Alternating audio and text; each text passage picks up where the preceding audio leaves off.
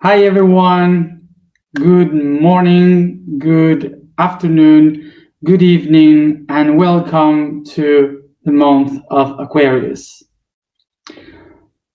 So just to remind you and to explain for those who join us today or in these days, that we are starting Aquarius today, not because the astrology, because we are not following the astrology, neither the sidereal or the tropical astrology right now. We are following the Atlantean months, and the Atlantean months are counted as 30 days from the moment in which the star of Sirius rises up in the horizon, and that was August 4th, 2020. So that's why our 360 days of this year will be until July 29, okay, and that's why we are here beginning Aquarius today, even if astrologically it has started a few days ago. So along this entire month that we begin today of Aquarius, we will be connecting with the stars, with the constellations, with the skies. So we are going to connect with the vision of the future, but from the point of view of the aliens. So we will connect with that information throughout this month, I guess. So the topic for today, which is Polaris, is trying to remind us that we have to find our northern star to find the axis to be able to understand where we are, okay, in the sky. So if we are going to the stars in this month, we have to understand where are we in those stars and how are the others connecting to us in those stars. So along this whole month, we will be connecting with these stars and how they see us and how we connect with these stars throughout the galaxy. But in order to understand that, today we have to picture where we are in this connection within the galaxy. So first of all, I'm sorry that I posted in the blog really late today, and it's too much information. But today I moved again. I had to arrange everything again here, and because I came back home, as you see, in Giza. It took a long time until I could sit and write to connect again with the place, and it was so much information that I needed to take my time. Okay. So first of all, to thank, we have a new music. I don't know if you have heard it yet.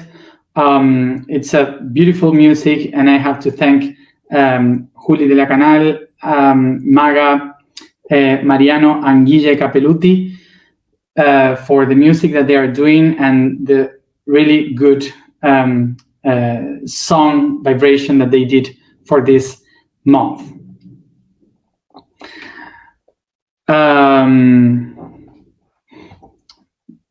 That I hope it will take us very deep into the skies. So from where we begin.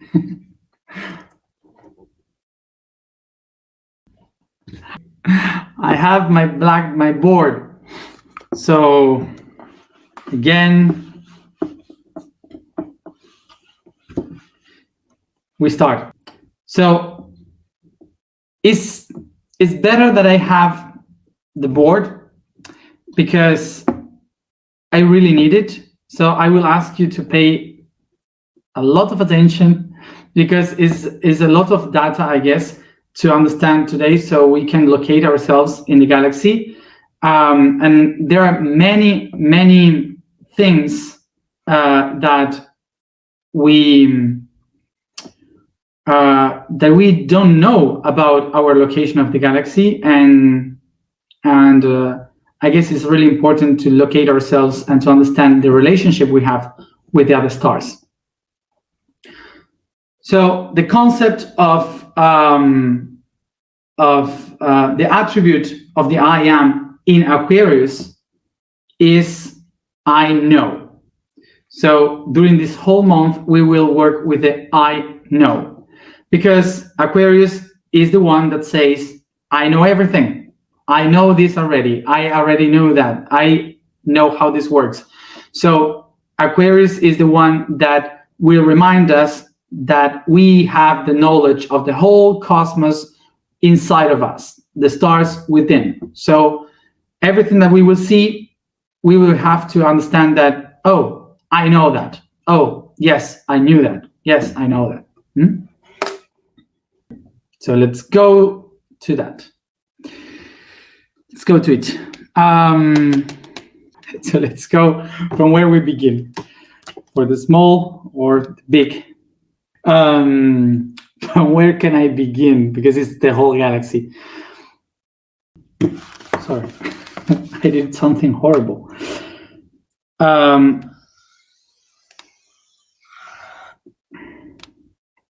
Can you see it? I hope you can see it. So just remember that the reason why we have here the north and here the south is because of the iron. Yes, the iron in the core of the planet that points all of it to the positive energy, okay, to the, like a magnet. So it goes to the north, so that's why we have the north.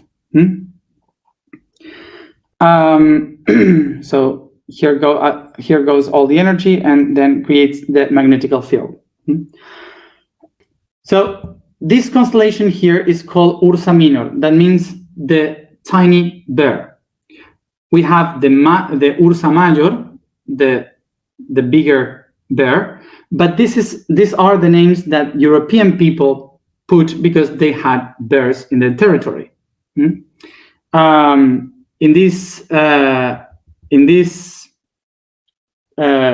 Africa and Middle East, this constellation was called the dog. So this was the tail of the dog. So that's how this star was known at first, the tail of the dog. So let's go first to why a bear or why a dog. So first of all, before we go to this, let's go to understand why a constellation has the shape of a bear or the shape of a dog. The reason why this happened, we have to go to Capricorn again and remember that in the ancient times, the people used to walk around the planet looking for food. So when they started to walk around, they guide themselves by the hills, the mountains, the rivers, the sea, the shores, the trees to look for food. But there was a moment when they started to migrate really far that they couldn't guide themselves by the geography. So they saw that in the sky, the stars were almost the same every night. So they started to guide themselves by the stars. So how could they guide themselves and teach others how to not to get lost during the night, during the time? So what they had to do was to give names to those stars. And the way they gave these names is by creating these shapes by imagination that we call today the constellations. So they said that stars that are similar like a dog, like it has two different pods and two, like, has this shape. So you have to follow that, and it will guide you to blah blah blah, to this place. So so that's why a constellation is born. So then the priests, the shamans, they start to create stories to tell to the people, so they could know all the stars. They start to teach about these concepts. So they start to help the people to understand how to not to get lost. So basically, they just connected dots by imagination, and that's what they created, like a body, two pods, the head and the tail, and they said that's a dog, and that's it. So something important for this month is that this concept, when we see the stars as objects separated in the sky, through our imagination, we start to connect the dots to understand that through the mind, everything is really connected. It's not all separated. So that's one of the most important keys of how the humanity started to create the networks in our minds. So it's really important, because Aquarius is about that. It's about networks, the web. So here comes a way in which this started. Okay? So remember that humans are born here in Africa, in this territory here, which is in between these territories that we call the tropics. So the humans start to spread in between the Tropic of Cancer and Capricorn. So in between this territory, the tropics, all the stars that are around this territory are going to be seen from the north and from the south. Okay? We see them from both places. So, for example, Orion's constellation, you can see it from the middle most of the time, but there are a few months of the year, because of the solstice and the equinoxes, when they move around, that this constellation will be seen sometimes only in the south and sometimes only in the north, but always will be seen in the middle. So in between these lines, you will always see this constellation, but because of solstice and equinoxes, above Cancer and below Capricorn, you won't see it from some months.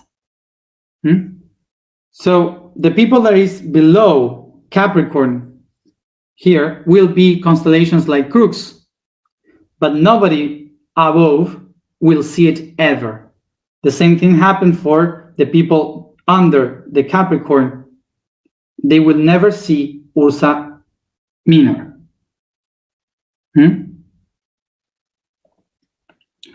Okay.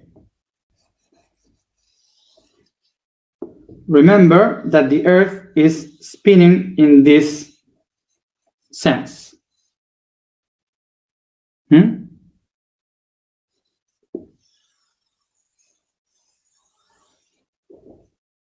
Because the Earth moves in this sense, in this direction, it will seem as if the stars are moving in this other direction. So I was just saying, sorry that I am explaining this, which seems so silly, but sometimes we don't really understand this, or we don't pay attention to that. So it's not like the sun is rising in the east, it's the Earth moving towards the east that makes the sky seems to move in this direction. Okay? So remember that this spinning here here is really big, but when we go to the north, the spinning is so fast and so tiny that it seems like the stars in the north move slower than these ones that move faster. So it's like these ones are moving constantly, very like, whoa, like they take a long path and you see them moving hour by hour. But when you are in the north, you see these ones like almost not moving. So we say this is like a fixed star, but really all the stars are fixed. All the stars are there, but we are moving around so fast here that it seems like if it is moving faster. Okay? So it's just an illusion, a perception that these ones here move faster and this one are not moving. So basically nothing is really fixed in the universe. Everything is moving constantly, but the things are so far away that you cannot perceive how they move. So that's why the perception of the movement is only from our movement in Earth.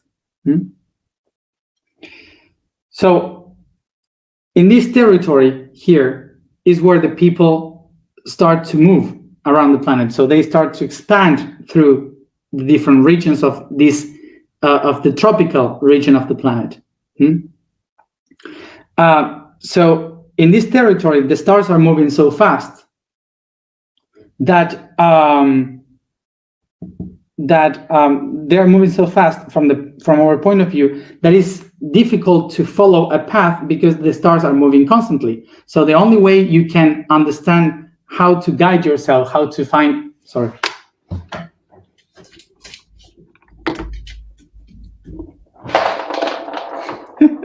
I have a light here and sorry, I was in English. So the only way you can just see always the same direction is by the stars that are not moving, basically.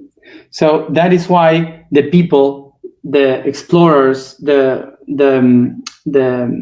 in the migrations, the sailors, they were looking into the northern star so they don't get lost.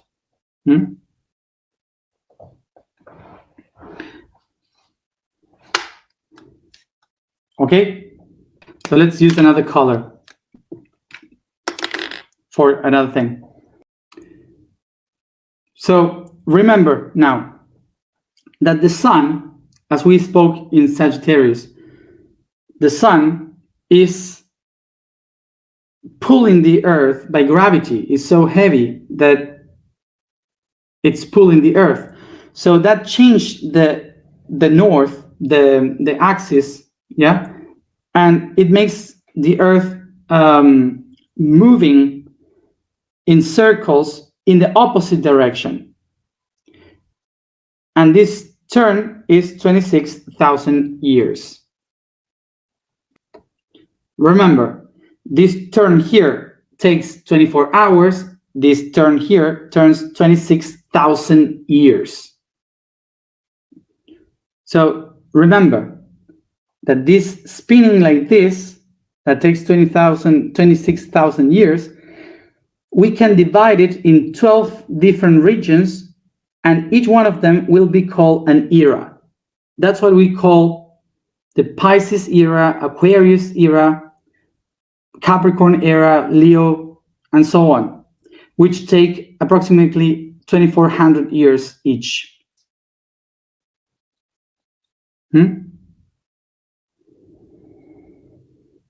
Okay. So in this turn, in this spinning, in each era, the axis of the planet will be pointing to a different northern star.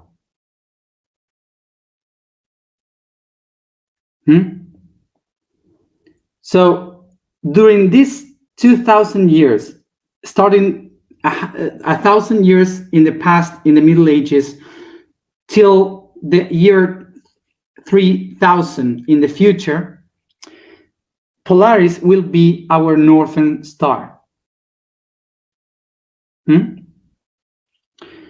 So, for example, 12,000 years ago, in the end of the Atlantean era, Atlantean civilization, the northern star was Vega. And during the Egyptian period, the northern star was Alpha Draconis. So it is changing.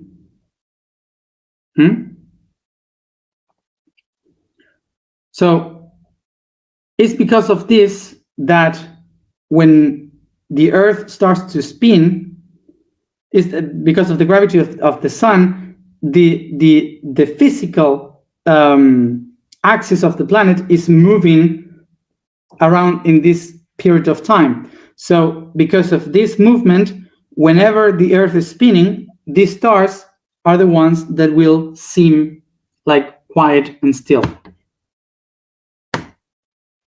See? Okay. So around 26,000 years ago, Polaris was our northern star.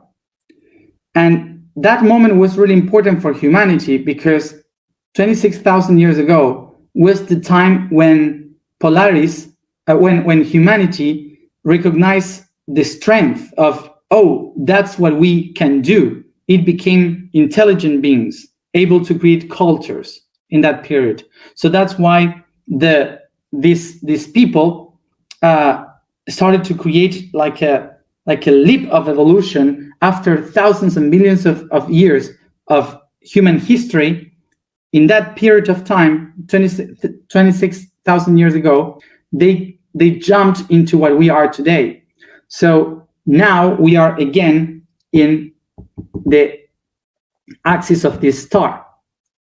So that's why it means that in this period of time, we have the opportunity to create a great leap into a new evolution for the next 26,000 years. And that's why Polaris is so important for us as the guide star, because it means the opportunity to make a great leap, a great jump into another level of consciousness.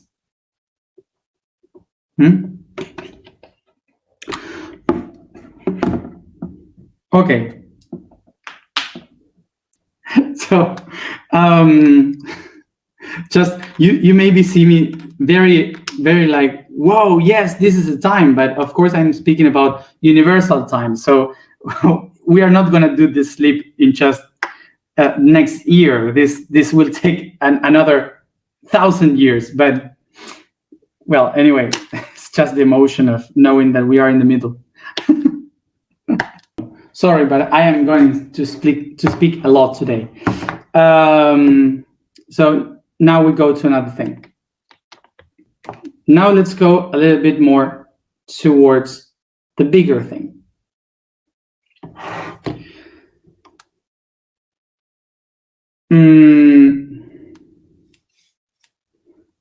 I imagine that you know what is this?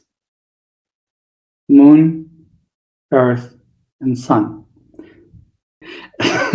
So just as ecological information, I used to put the sun hidden like this because I met my dad when I was 27, so I never had my dad with me. So my mom is in the middle because she was always there, and my grandmother. So that's why I don't put the sun in the middle. So just as a detail. So we are in this place that we call the solar system. So we have Mercury, Venus, Earth, Mars, Jupiter, Saturn, Neptune, Uranus, and there, Pluto. So this is the solar system, and the limits of the solar system is called the cloud of Oort. And here in the middle, we have the asteroid belt. So what I want to show here is the distances of things, so we can understand it. So let's use round numbers, not detailed numbers. So the light moves at 300,000 kilometers per second.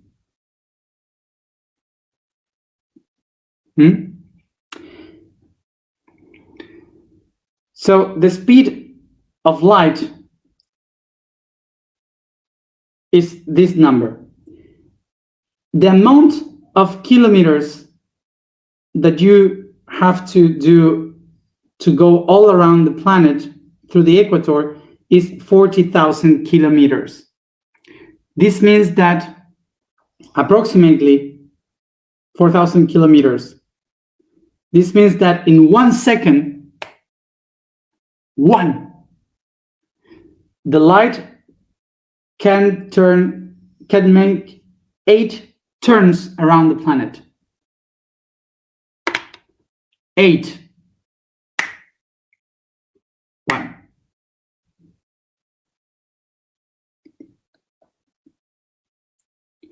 Okay? So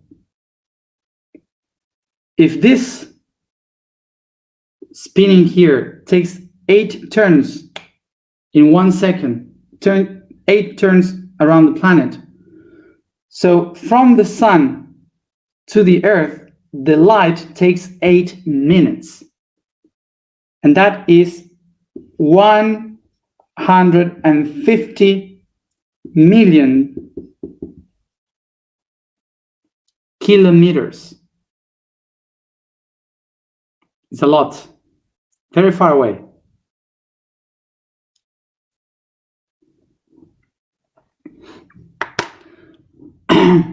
Okay. So now let's picture this. This is the solar system, and this here is the cloud of Oort cloud. So think about this. From the sun to the earth, the light takes 8 minutes. From the earth to the limits of the Oort cloud, 2 light years. 2 years.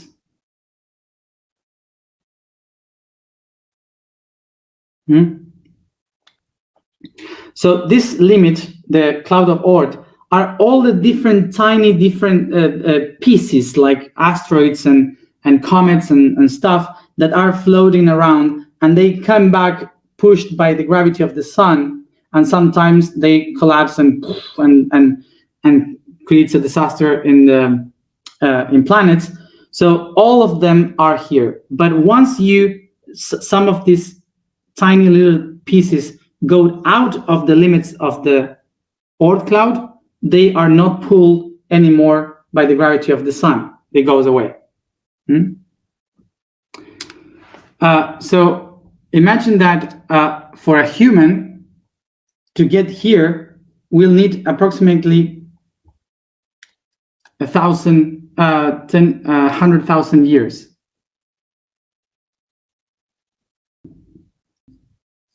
Sorry, 50,000. So 50,000 years to get to the limit. So now, just think about this. This is the cloud of Oort. This is a solar system. And the closest star that we have is Alpha Centauri. And Alpha Centauri is the closest one, and it's 4 light years. 4 light years.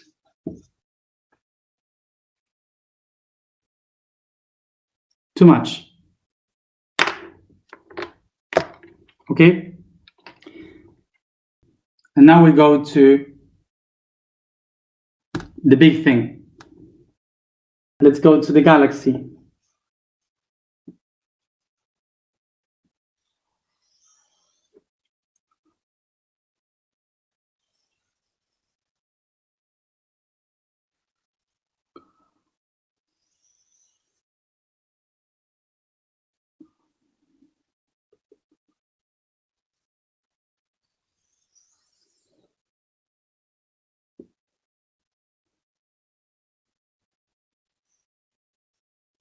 So this would be our galaxy. So the galaxy from one side to the other needs 100,000 light years. Very big. So this is the center of the galaxy, and this dot here is our sun. So our sun is inside a tiny arm of the galaxy called Orion's arm. This arm here, the bigger one, is called Perseus' arm. This one here is a Sagittarius arm.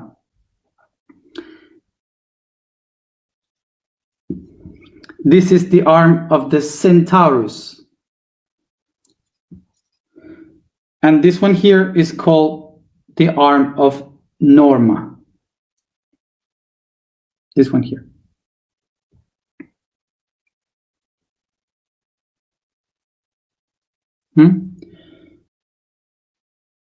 These are the arms of the galaxy. Okay. From the sun to the center of the galaxy, we have 25,000 light years.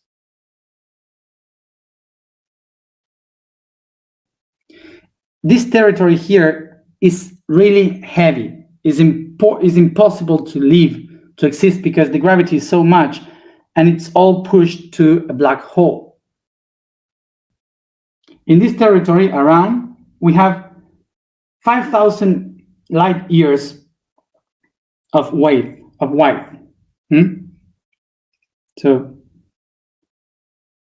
So now I invite you to do this.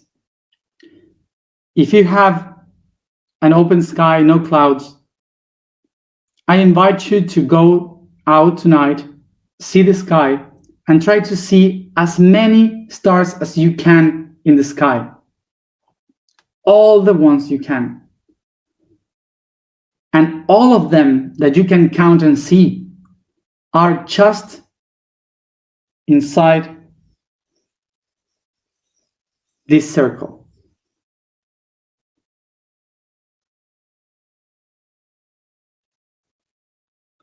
Just that.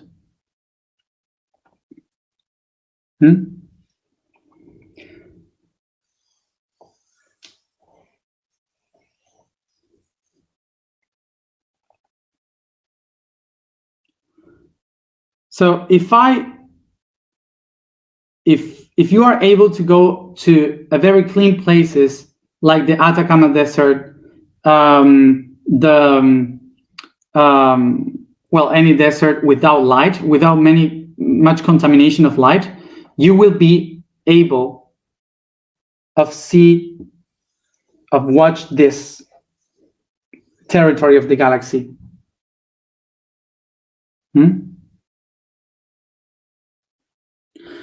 And with a really big telescope, like the NASA or any telescope that you can find in this planet, you will be able to see even other galaxies. But you will never be able to see what is in this territory of the galaxy, behind this chaos of the center.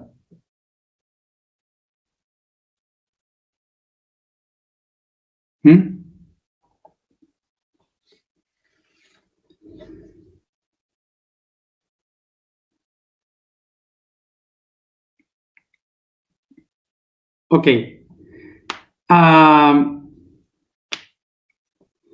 So all the stars that we usually see, like Orion, Sirius, Pleiades, Arcturus, and all the stars that we usually speak about, all of them are inside this circle.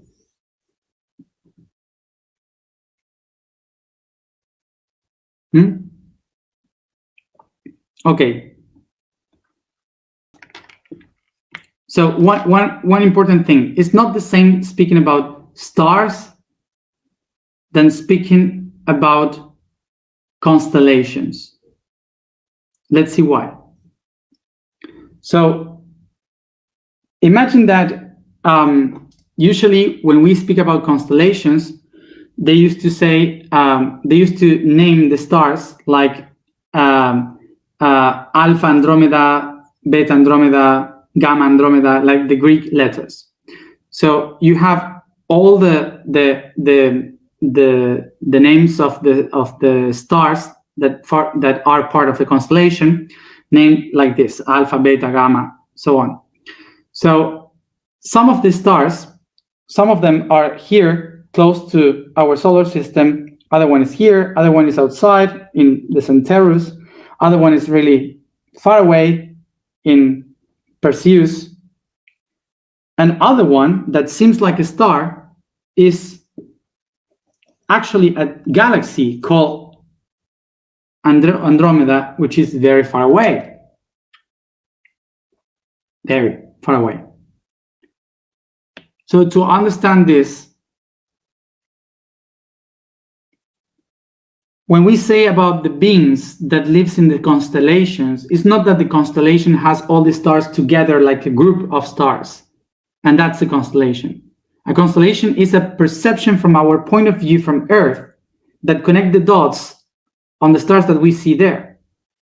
But actually, they are in different distances and different things that are not part of a tiny thing, of a group of stars.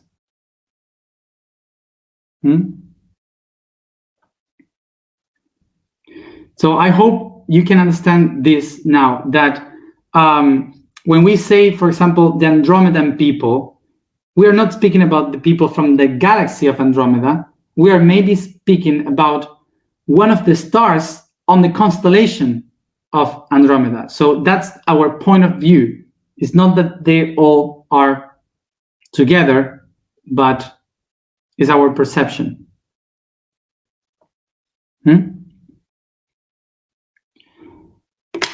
Okay. I'm sorry, but I know it's too much, but it's important for everything that we are going to speak in the other moments. Okay. So this is how we should see it. So maybe the star is at 4 years. This is 250,000 years. This is 300 years. This is 50 years. But all of them, from our point of view, will shape a constellation. So all this is basically connected anyway with the thought, the network of thinking of the universe, of the mind of the universe. It's all connected. So it doesn't matter at what distances this is, it will be anyway connected to the mind. So to understand this also, we might say that because these stars are really far, they cannot affect us because the gravity is really far away, so it's impossible to affect us. But actually, they appeared billions of years before, so they are affecting us from the very beginning, because everything is really connected. So because everything is really connected, we have to understand that today the science maybe say that there is a void in between the planets and the stars that we cannot understand really. But today speaking about the space, is like when before people thought that there was no air, that there was a void in between the things and nothing was connected. And now we know that everything is all filled with things, with the air, with the atoms and so on. So so eventually we will know that of this connection and how this gravity affects us anyway. So that's how the astrology can affect us, because of these pulses of gravity that as farther they are, the lower they affect. So sometimes we say this constellation is affecting us, but it's not the constellation, it's some stars of that constellation that affect us. Sorry that I am speaking too much, but the information is here, so I am trying to say it anyway. So the thing is that most of the times it's not the pressure of the gravity of the stars that affect us astrologically, but it is our mind perceiving how the place and the moment we are living in this planet, when the constellation is there, is affecting us.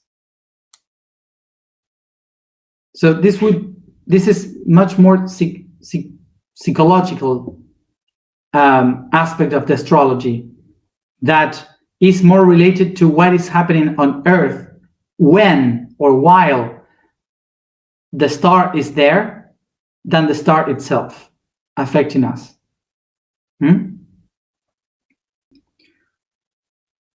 So just to get the point, to understand how maybe this works, let's explain it with the moon.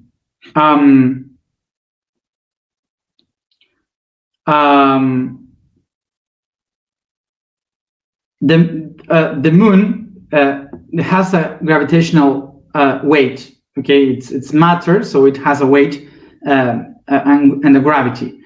But the gravity of the Earth is bigger, so it's pulling the moon around. But the movement of this gravity of the moon is pushing the water of the planet. So that's why the tides in the oceans are related to the moon, because the energy and the weight of the moon is moving the waters. So also the water, it's moved within ourselves. We are water. So that's why when the full moon appears, which is when the bright of the sun reflects in the moon and comes to us, the energy of the moon is bigger on us, because the light is coming to us in 1 second. So that's why the water in our bodies is affected by the full moon.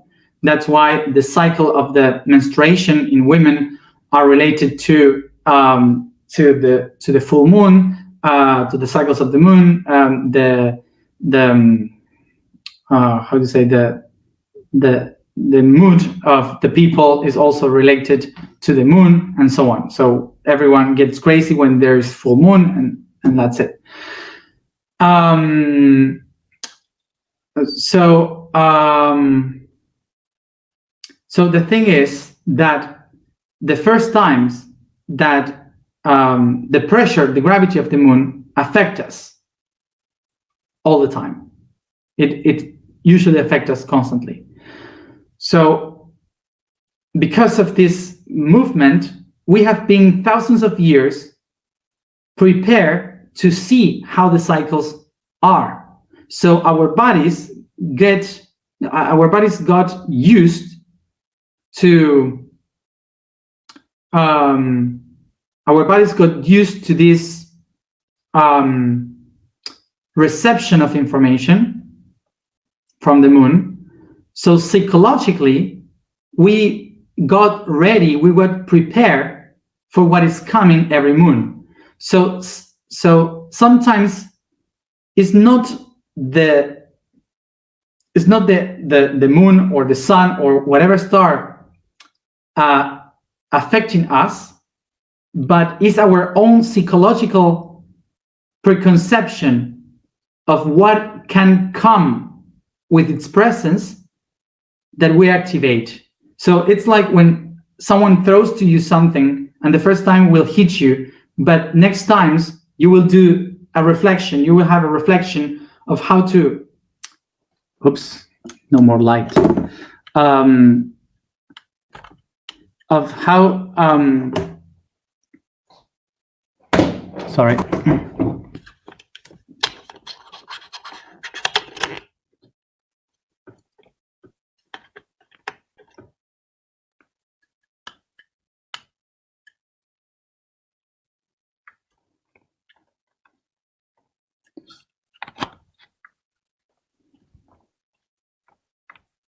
I never understand this machine.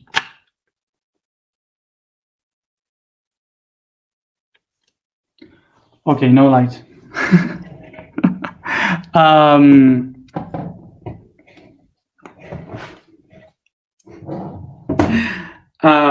So what I was saying is that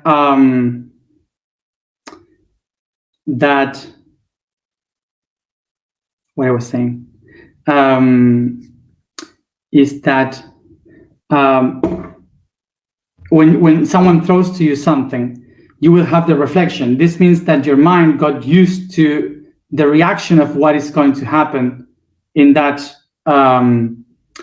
situation. So astrologically also happened that it's like you are predisposed to what is going to happen because you naturalize the cycles, okay?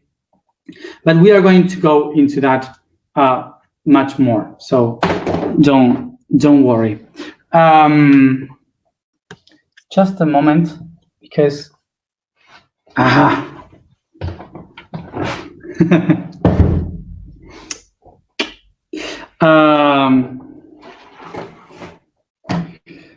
okay. So something that we have to understand about the skies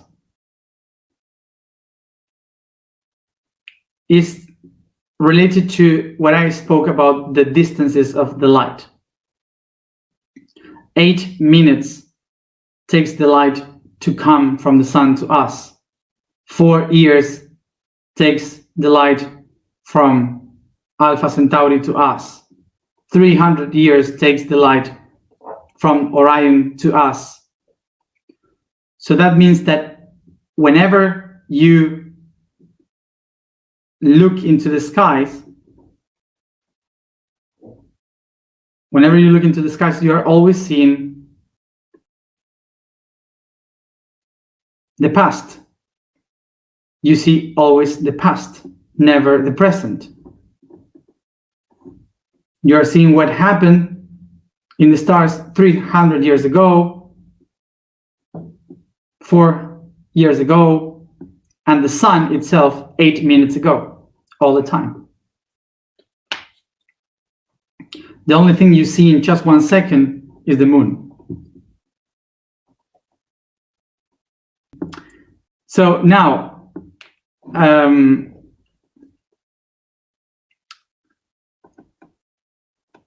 when we think about aliens and people that are in the stars, they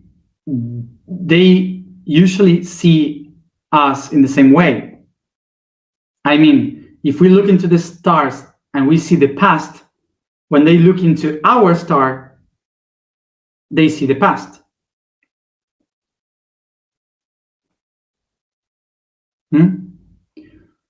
So we both are looking into our past.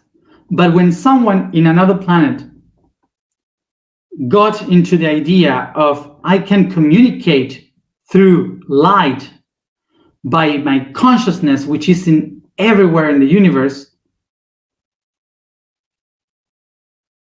and I can connect to everything in the universe through consciousness, I will use the light to communicate with others.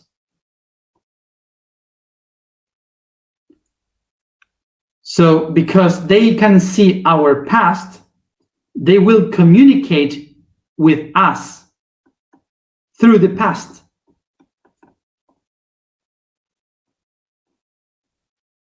That's the way in which they can communicate with us in the present. by communicating everything in the past.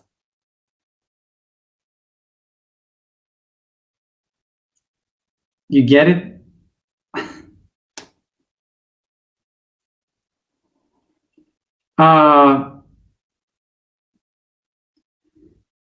They are the future. They are living a future.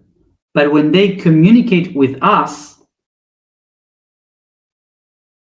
their information arrived to the past.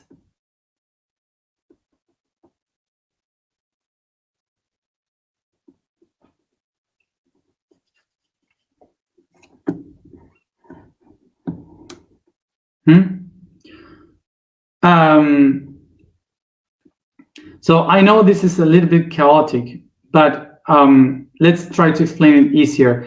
But the idea is that the light is a way, is a path of consciousness. So we use light to go into consciousness.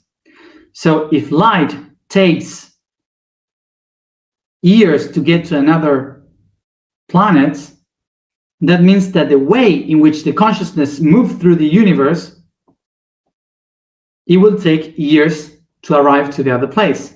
So from their point of view, in the future, they will receive the light of our past. So when they communicate with the consciousness, they send information to our past, not to our present. It's a paradox of the universe.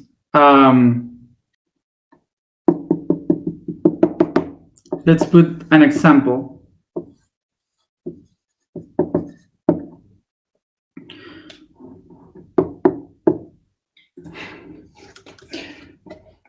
Let's put this example. So now think like we have an alien that is an alien of light in the sun and a human on Earth, 8 minutes different. Okay. So the sun will emit this light that arrives to the planet in 8 minutes. Here's night and here's day. So the reflection of the light will come back to the sun and will take 8 minutes to arrive back.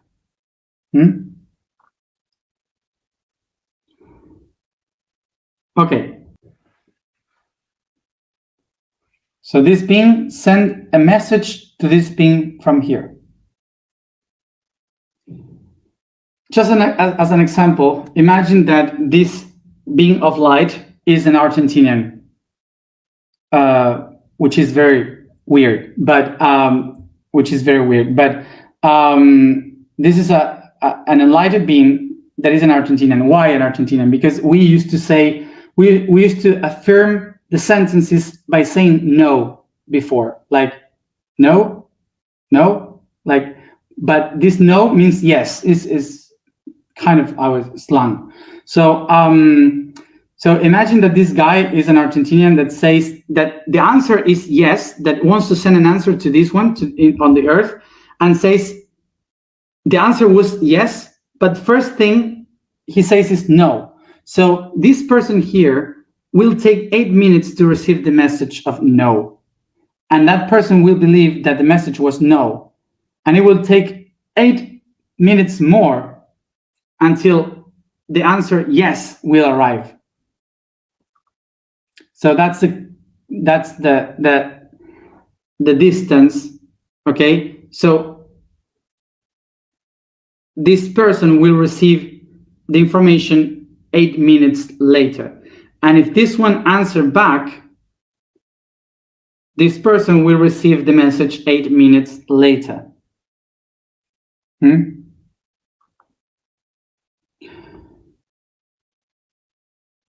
Okay.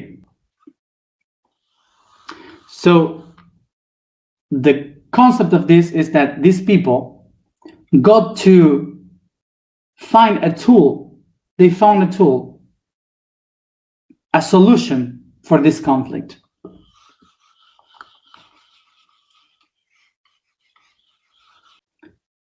So the way they found the solution of this is that they found the mind, and they said, oh, the tool that we have to communicate with everything is the mind, because everything is connected. So they said, okay, I have to communicate with the mind, but the mind is vibration. So everything is connected by vibration. So, but in order to connect with the vibration, I have to use the photons, which is the light. So when they found the mind, when they received the message 8 minutes later, instead of sending an answer back that will take 8 minutes, they just become the mind, so become the everything, and they just answer themselves. They just answer themselves, not using the vibration, not using sending information through the light. They become the answer through the mind. So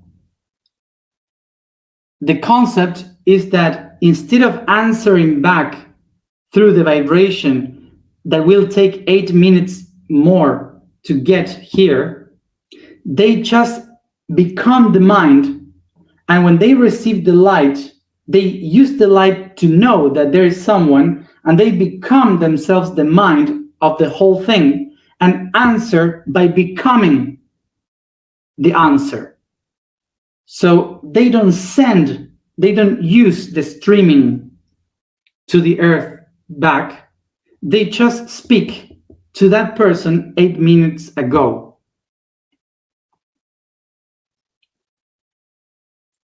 So the best way to understand this is telepathy. But the thing is that through telepathy, I am just answering the question inside. I am not sending that back. So it will not go straight to the person. It will just be answered to the person 8 minutes ago. So I will be always speaking with the past.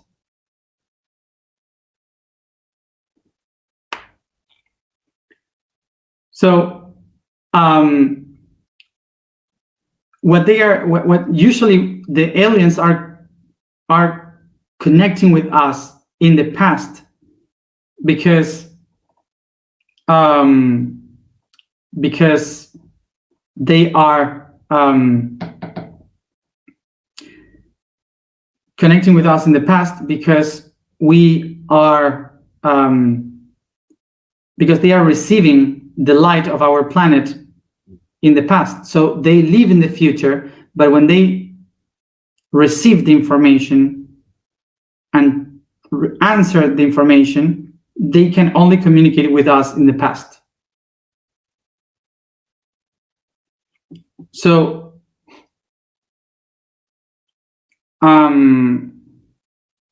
basically, I explain this because when we say why the ancient people has so many technology and we don't have that connection with the aliens, basically it's because we are asking those questions now, and the answers of how to do it with the aliens arrive to our past. So it's this paradox of the universe, that the people in the past are having the answers of our questions today. I don't know if you get it, but I don't know how to explain it either. So maybe tomorrow I will be able to explain it better. Even if it's complicated, I wanted to leave all this explanation now, the first day, because in the next days maybe we'll be connected with other beings in other dimensions or other, I don't know. So just in case, I wanted to explain all this before. And even more, we have Mercury retrograding, so don't expect much. Okay, so I will shut up. The vibration for today is La. The statement for today is, I am the divine word. The code for today is water in the shape of vapor. From the basis elements of creation, the elemental trinities are founded. In the water trinity, vapor represents the spiritual plane of information, where the subconscious that surrounds everything radicates. It's the subtle aspect of the cosmic memory, carrying the data of the universal mind to every space of the worlds in the form of humidity. We are all connected by the unique spirit of water.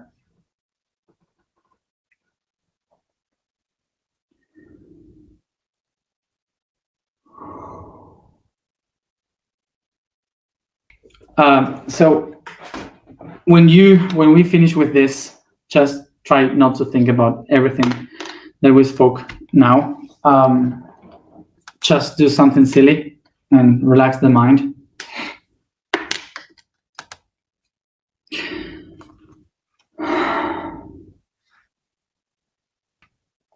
So just as a summary, if you got lost in the explanation, remember that we started to explain polarities to understand how we perceive the skies, so we could understand where we are located, how we see the sky, how are all those constellations, how the light travels through the space, so we could understand how the other beings and other planets communicate with us, so we can kind of understand in which times and how we communicate each other.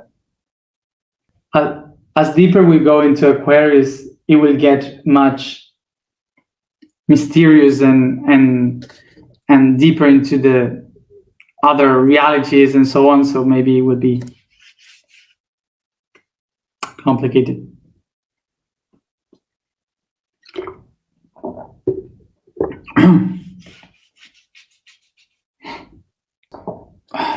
Sit comfortable, close your eyes.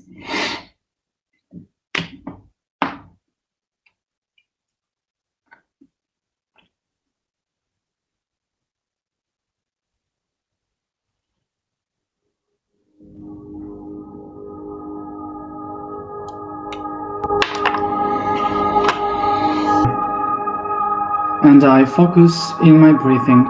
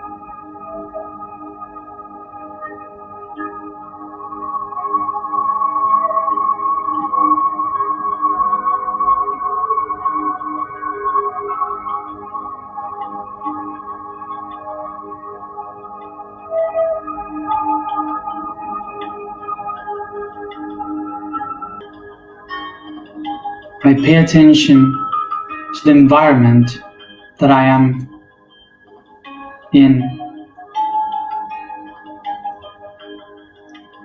and I use my imagination to picture this space, this place, as a dark night, a deep space around.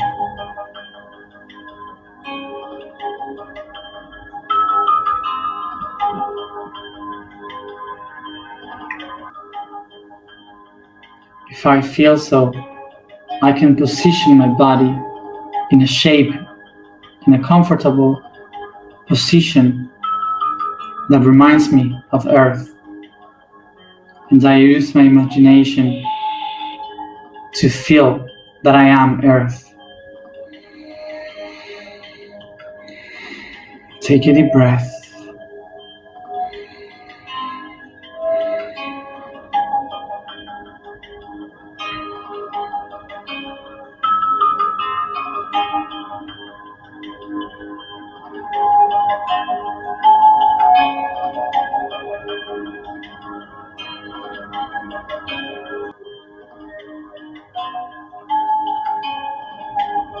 Take a deep breath and imagine, picture a big star in front of you. It's the sun, and around me the moon, and in between I perceive the planets: Mercury, Venus, Mars, Jupiter, Saturn,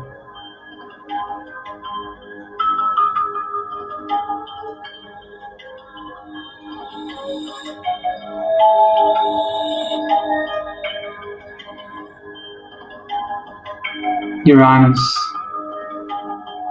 Neptune, and Pluto.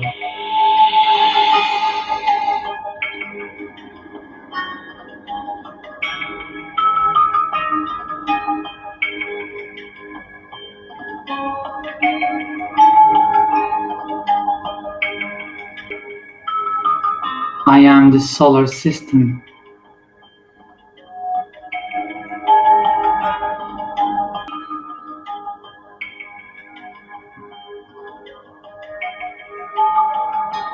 Way beyond, behind the sun and the planets, I can see the stars, the constellations.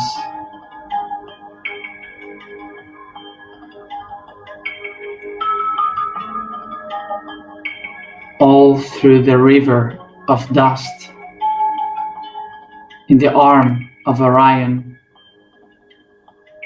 inside the great galaxy of the Milky Way.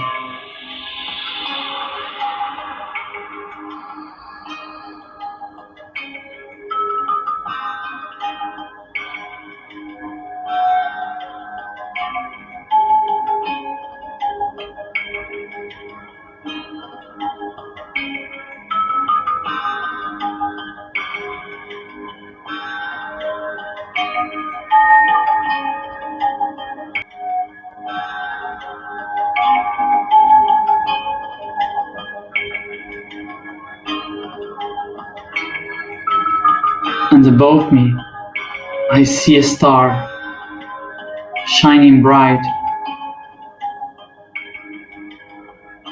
Polaris, reminding me that this is my north, my axis, that I am here and now. This is my place in between all this existence around me.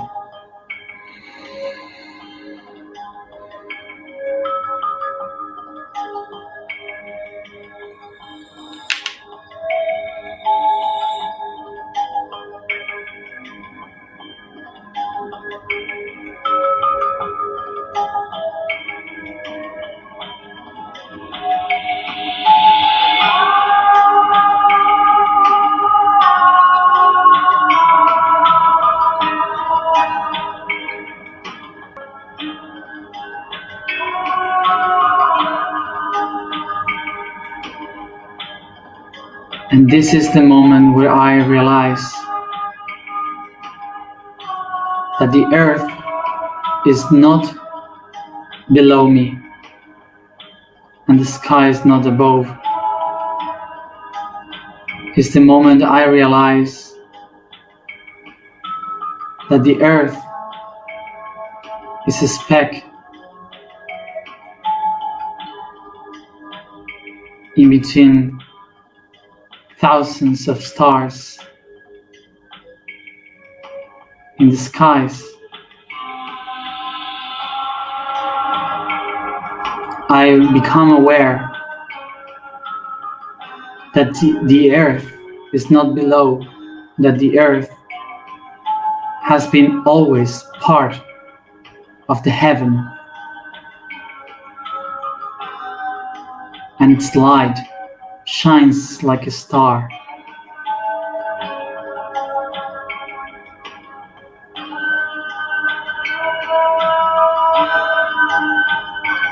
And I realize that this light that shines from it is the word of the divinity speaking through the light, through the consciousness, to this great network of conscious planets and stars. The earth speaks through the light to the other worlds.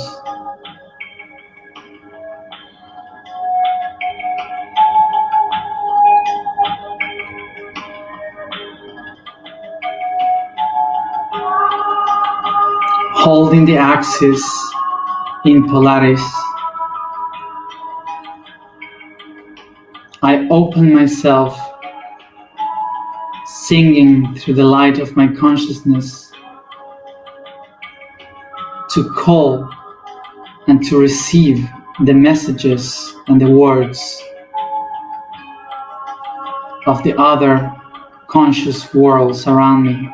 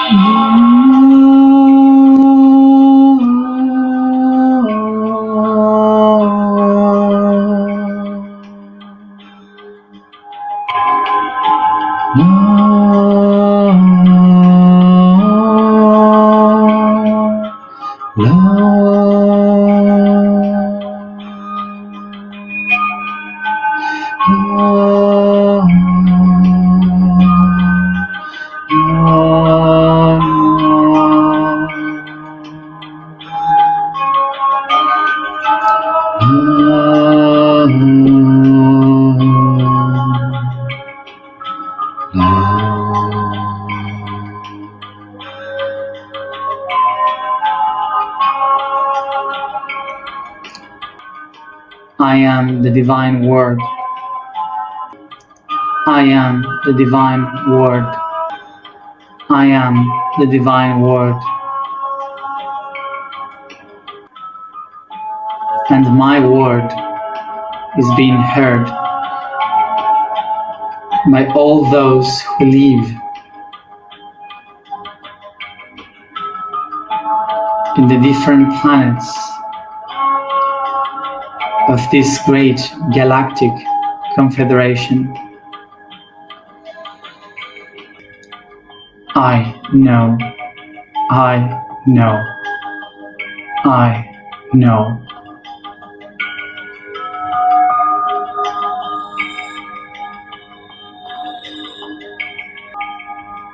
This is the word that I must use to let know to the great galactic confederation that I am ready to speak with them. I know.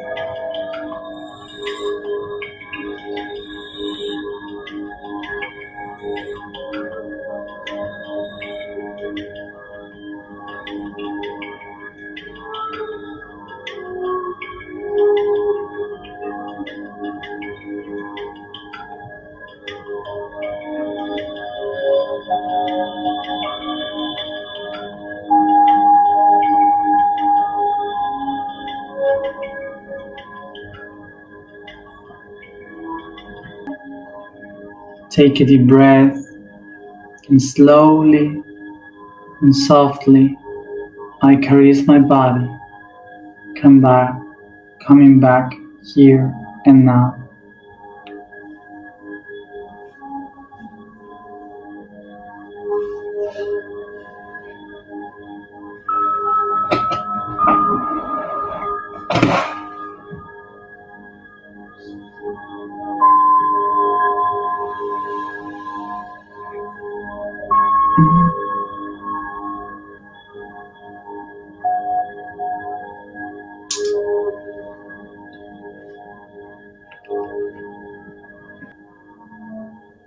Thank you everybody for being there.